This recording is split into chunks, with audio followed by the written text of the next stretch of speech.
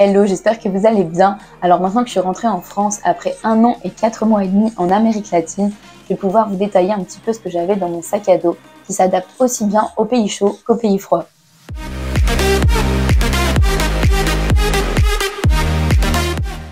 Alors le sac que j'ai pris pour ce voyage, c'est de la marque Tulle. C'est le modèle Tulle Landmark 40 litres. Donc c'est le modèle femme. Si j'avais pas eu d'électronique, moi je pense que j'aurais pris un sac 30 litres. Moins vous pouvez vous encombrer et mieux c'est, que ce soit pour prendre l'avion, comme ça vous pouvez le mettre en bagage cabine, quand vous êtes dans les bus aussi, comme ça vous pouvez le garder avec vous, dans les taxis, pareil, si vous faites du stop ou si vous marchez beaucoup, au moins il est énorme et au mieux c'est. L'avantage sur ce sac, c'est son ouverture valise et on a beaucoup de place. Sur le dessus, il y a une poche qui est solide, donc on peut y mettre des objets qui sont fragiles comme des lunettes de soleil. Après, il y a une petite pochette où on peut ranger ses livres, ses carnets.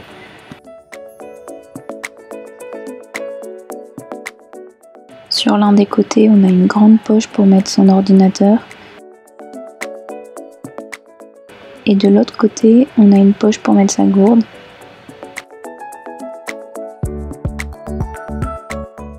Et pour refermer le sac, il y a 4 petits clips.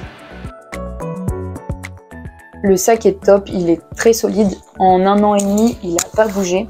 Il manque de poches, il n'y a pas trop de petites poches pour ranger. Là, il n'y a pas de poche non plus sur les sangles. Après, c'est bien parce qu'il a quand même la sangle ici. Ça, je les ai rajoutées parce que je les ai perdues, celles qui étaient sur le sac. Mais c'est quand même important pour répartir le poids, en fait, d'avoir surtout ces sangles-là. Et le dos, je trouve que le dos, il n'est pas super ergonomique et il n'est pas très confortable. Mais il y a pire, donc ça va, j'ai pas eu de gros problèmes. Par contre, si vous transpirez énormément du dos, c'est vrai qu'il n'y a aucune évacuation. Donc quand on marche beaucoup, voilà, au niveau du dos, c'est pas top. Mais dans son ensemble, le sac est vraiment bien. Et je trouvais que c'était aussi intéressant d'avoir l'ordinateur qui soit collé au dos. Parce que sur certains sacs, j'ai pas compris pourquoi, mais il l'avait mis ici en fait. Voilà. Sur le Osprey par exemple, la pochette pour l'ordinateur, elle est devant. C'est pour ça que j'ai pas pris celui-là. Parce qu'il faut toujours mettre en fait ce qui est lourd le plus près possible du dos. Donc ce qui semble assez logique. Et là c'est ce qu'ils font, donc c'est top. Pour l'organisation de votre sac, je vous conseille d'acheter des packing cubes. Donc ça ressemble à ça. Moi j'en ai 3. Hop. Alors il y en a un où je mets tous mes bas, donc que ce soit pantalon et shorts. Il y en a un pour mes t-shirts et un sous-vêtements. Et l'avantage c'est que on peut les compresser. Vous voyez là, il y a une fermeture. Hop.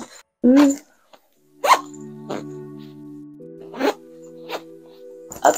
Et tout de suite, ça prend moins de place. Et vous voyez, c'est top pour l'organisation du sac. Après, vous en avez plein de différentes formes. Il y a lui par exemple. J'en ai un qui est encore plus grand. Je ne me suis pas servi de ces deux-là.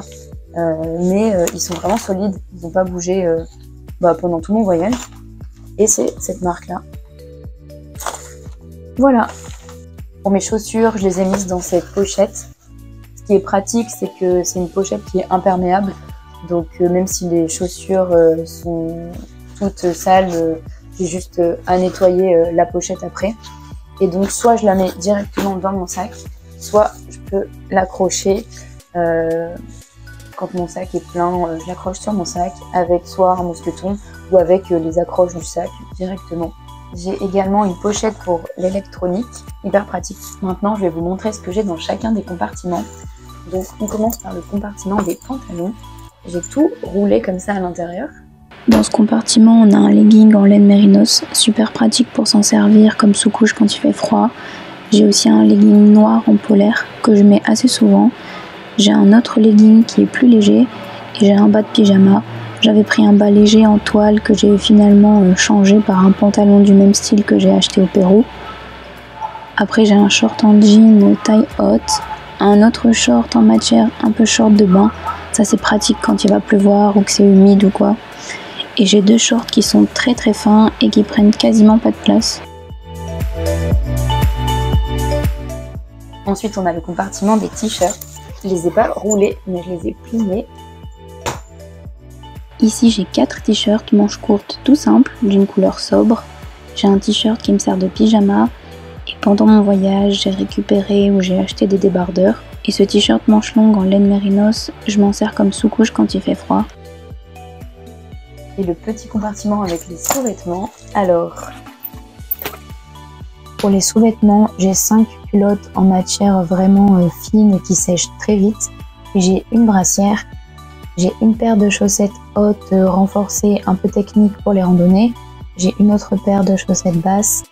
Et j'ai 3 petites paires de chaussettes vraiment basses qui sont très légères. Et l'électronique. Dans la partie électronique, j'ai une petite pochette qui me permet de ranger tous les câbles. J'ai mon appareil photo, j'ai une batterie externe, un disque dur externe et tous les petits accessoires électroniques. J'ai des adaptateurs. Alors quand je suis partie, j'avais pris un gros adaptateur qui permet de brancher en fait ces appareils dans tous les pays. Mais c'est vrai que c'était assez encombrant. Et finalement, au bout de quelques mois, il s'est cassé. Alors j'ai racheté des petits adaptateurs qu'on trouve partout, pas cher sur le marché. Et c'est quand même moins encombrant, je trouve, et plus pratique. J'ai aussi emporté avec moi une GoPro avec quelques accessoires. J'ai aussi pris mon ordinateur dans sa pochette avec le câble. Et j'ai même une souris. Bon, je m'en suis pas beaucoup servi. Pour ce qui ne rentre pas dans les compartiments, on va avoir les vestes. Alors moi, j'étais partie à la base avec une grosse polaire qui était hyper encombrante. Et c'était pas du tout pratique. Et au final, quand je suis arrivée au Pérou, j'ai renvoyé un colis avec des cadeaux pour ma famille et j'en ai profité pour rendre quelques trucs qui n'étaient pas pratiques dans mon sac. Et en échange, donc j'ai acheté cette polaire que j'ai acheté dans une friperie, enfin dans un magasin d'occasion au Pérou. J'ai dû la payer 4-5 euros. Mais elle est très bien, elle passe partout. Et j'ai juste à la plier comme ça en général. Je la fais comme ça et je mets direct dans mon sac ou alors je la garde sur moi quand je dois prendre mon sac à dos. Et j'ai également craqué pour un petit pull, un genre de petit poncho en Colombie. Voilà. Donc j'avais essentiellement ces 2 vestes-là pendant mon voyage. Et avant de partir, j'avais acheté cette petite doudoune compactable chez Uniqlo. Donc hyper pratique, on a juste à l'ouvrir. Hop, on sort la doudoune. Et on a une vraie doudoune avec une capuche. Alors peut-être que c'était une mauvaise idée de choisir du bleu clair comme moi. À certains endroits, elle a carrément moisi, j'ai l'impression. Et j'ai pas réussi à le ravoir. Regardez, je sais pas si on voit la caméra. Pas trop. Mais je l'ai passé plusieurs fois en machine, ça part pas. Mais peut-être plutôt prendre des couleurs sombres. Mais bon, ça c'est un détail. Moi j'aimais bien ce bleu. Mais très pratique également. Et avec ça, vous pouvez vraiment utiliser la technique de superposition des couches. Donc par exemple, moi je mettais mon manche longue en mérinos, plus un t-shirt en manche courte, plus ce petit pull. Je pouvais également mettre ça et ma polaire. Et avec toutes ces couches, j'avais pas froid, notamment dans des pays comme le Pérou, où on est beaucoup en altitude, il y a beaucoup de randonnées où on est vraiment très haut. Donc il faut quand même avoir de quoi se couvrir. Mais il faut aussi se protéger de la pluie. Donc moi j'avais pris un kawaii que j'avais déjà chez moi, tout simple, un Décathlon. C'est la marque Quechua. Hop, il a bien fait l'affaire. Il faut faire attention quand même qu'il soit un minimum épais pour qu'il soit un minimum imperméable. Parce que j'ai vu certains kawaii qui étaient ultra francs. Ça ne sert à rien quand tu sors t'es trempé. Là il m'a quand même bien protégé celui-ci. Et pareil, hyper pratique, on peut l'enrouler directement dans sa petite poche. Et le mettre directement dans son sac, ou même dans son petit sac quand on part pour la journée. Pour les chaussures, moi j'avais pris des chaussures de Trek, de Salomon, pour plusieurs raisons. Déjà la qualité, elles étaient top, elles sont légères, elles sont hyper confortables, l'adhérence sur les semelles est top, et ça m'a clairement duré 1 an et demi. Bon, là elles sont mortes, archi mortes, elles sont trouées partout. Je les ai vraiment utilisées jusqu'au bout, comme vous pouvez le voir. Voilà, je les ai juste gardées comme ça pour vous montrer. Mais clairement là, il faut que j'échange si je veux repartir. mais je vous les conseille à 100% si vous recherchez un modèle qui soit assez passe-partout et qui soit confortable pour marcher. Je vous conseille de partir avec seulement 2 paires de chaussures. Il y en a qui prennent en plus des chaussures de rando, mais moi je trouve que ça fait trop lourd après. Mais c'est vous qui voyez. Par contre pour les sandales, moi c'était un peu plus compliqué. À la base je suis partie avec une paire de sandales Havaianas. Elles se sont cassées, j'ai racheté les mêmes, elles se sont recassées. Et donc à la fin je suis juste partie sur une paire de tongs comme ça. Donc c'est les dernières que j'ai achetées au Mexique il me semble. J'ai dû les payer 2 € et quelques. Et finalement elles sont très bien, elles sont très solides. Donc quand je voulais avoir des chaussures ouvertes, tout simplement j'étais en tongs. Et sinon, la plupart du temps, j'avais mes chaussures de trek. Et c'était très bien comme ça. En plus de mon sac à dos principal, j'ai toujours mon petit sac d'appoint que je peux soit mettre directement dans le sac, ou alors je peux le clipser sur le sac à dos. Et c'est trop pratique, que ce soit juste pour une randonnée par exemple, où j'ai besoin d'un petit sac, ou si j'ai envie d'aller en ville, que j'ai besoin seulement d'une bouteille d'eau, ou juste de mon ordinateur, et je prends ce sac là, et c'est très facile, je l'ouvre et je le déplie. Alors c'est pas celui-ci que j'avais pris pendant mon voyage, c'était un autre, mais là j'en ai racheté un autre, je l'ai pas encore essayé celui-ci, mais il ressemble à ça, on dirait un vrai sac. Trop bien. Comme petit sac d'appoint, en général, les voyageurs prennent ça. Donc, c'est juste une petite sacoche qu'on peut facilement mettre à sa taille. Donc, on peut la mettre sous son vêtement. Comme ça, on la voit pas. On peut mettre notre argent, notre téléphone. Vous pouvez aussi la mettre un peu en mode banane. C'est pas très design. Moi, à la fin, au Pérou, je me suis acheté ce petit sac banane que je trouvais quand même un peu plus sympa, où je mettais mon téléphone, pareil, mon portefeuille. Et c'est bien pratique, même quand vous allez en soirée, vous n'avez pas forcément à prendre un sac à dos. Les petites choses auxquelles on pense pas forcément, mais juste prendre un tote bag, ça peut toujours servir quand on va sur les marchés pour s'acheter des fruits et des légumes. C'est vrai qu'ils ont tendance à mettre beaucoup de plastique. Des fois, j'y pensais pas non plus, mais prendre son tote bag, c'est hyper pratique, même quand on va juste faire des petites courses. Voilà, et ça prend pas énormément de place. Hop, hop, hop, on plie, on plie, on plie. Et là, on met dans un petit recoin du sac. Alors, petite astuce pour vous faire un sac à linge sale, une thé d'oreiller, ça fait très bien l'affaire. Hop, moi, c'est celle que j'avais eue à l'aller dans mon avion. Et la taille, je la trouve parfaite, parce que c'est une petite thé d'oreiller. Et après, quand vous remplissez, ça peut même vous faire un oreiller à la fin. Bon après ouais, vous êtes sur votre linge sale, c'est pas ouf, mais ça prend pas trop de place, hop, et vraiment c'est quand même indispensable d'avoir un sac à linge sale. Pour la plage, on a le maillot de bain, la casquette et les lunettes de soleil. Pour dormir, j'ai pris un drap de soie, je m'en suis pas beaucoup servi, mais quand vraiment il fait froid ou que vous attendez dans un aéroport ou pour faire le trajet en bus, ça peut être utile. Ou alors quand les draps sont vraiment sales et que vous voulez vous mettre dedans, mais moi, en général, je m'en sers pas trop. J'ai aussi un masque et des bouchons d'oreilles. Dans les auberges de jeunesse, des fois, c'est compliqué de dormir. Je sais qu'il y en a qui peuvent pas dormir sans. Moi, je m'en suis presque pas servi. Donc, c'est vraiment selon vous. Après, on a la gourde filtrante qui est pliable. Alors, sachant que l'eau, en général, n'est pas potable, moi, j'étais partie avec une petite paille filtrante que mon frère m'avait offert pour Noël. Et j'avais donc pris, pour pouvoir m'en servir, une gourde qui est pliante. Hop, vous pouvez la remplir, hop, comme ça. Et trop bien, parce que hop, ça prend vraiment pas de place. On la roule et c'est trop bien. Le problème, c'est que c'est vraiment pas pratique de boire dans une paille en permanence comme ça. Et il faut quand même forcer pour boire.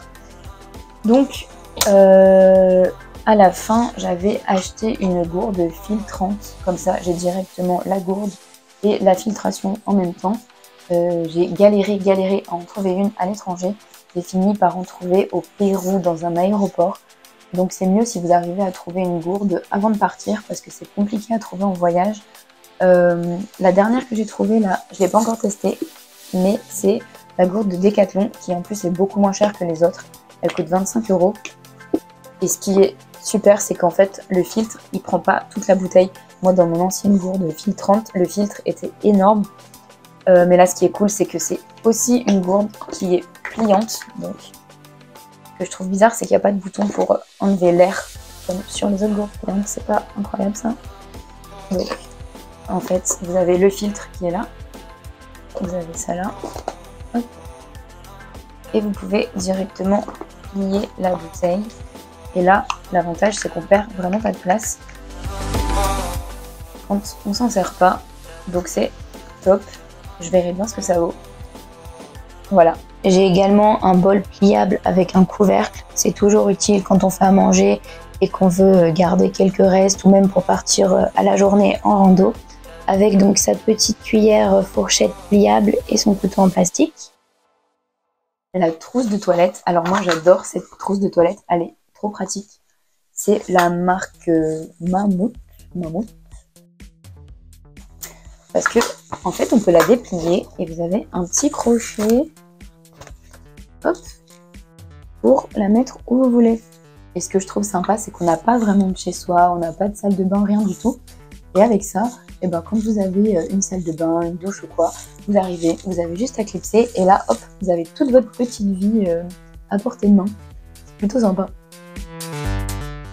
Pour la serviette de toilette, on reste sur l'incontournable en microfibre.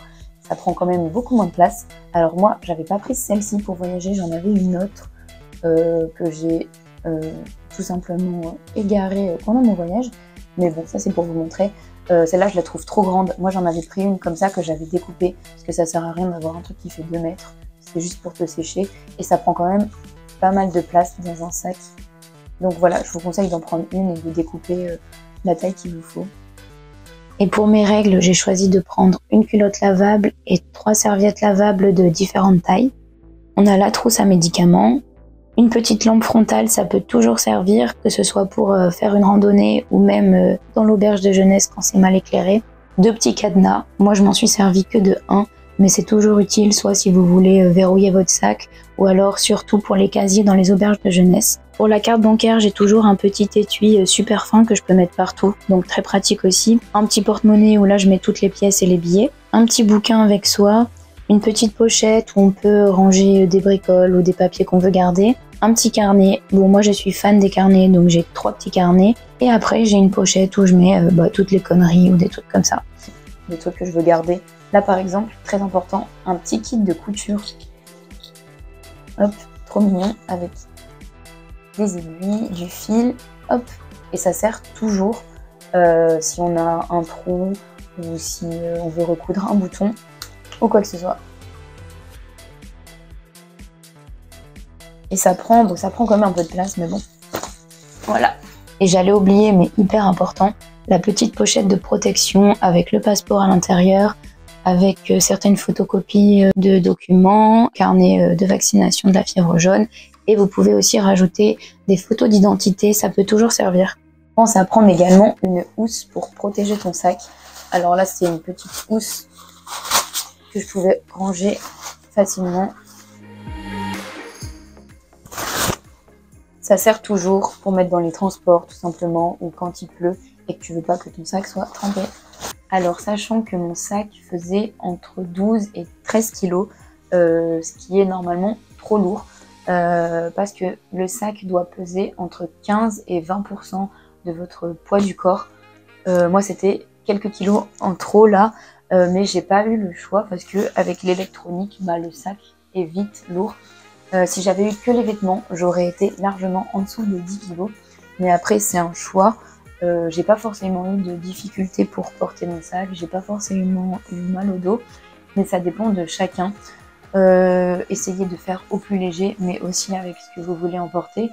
Moi, j'ai vraiment décidé de prendre un petit sac parce que j'avais connu ce que c'était de prendre un sac plus gros. Parce que mon tout premier voyage, j'étais partie avec un sac 70 litres plus 10 litres, donc j'avais 80 litres sur le dos et c'était clairement impossible. Le sac il m'arrivait là, j'ai galéré à le soulever, je devais m'allonger pour récupérer mon sac et honnêtement ça gâche clairement le plaisir de voyager. Après j'espère que vous allez trouver le sac adapté à vos besoins, adapté à votre dos, bref celui qui vous conviendra. En attendant je vais vous laisser parce que là il commence à faire noir et vous allez presque ne plus me voir. Et je vous dis à très vite pour une prochaine vidéo. Salut!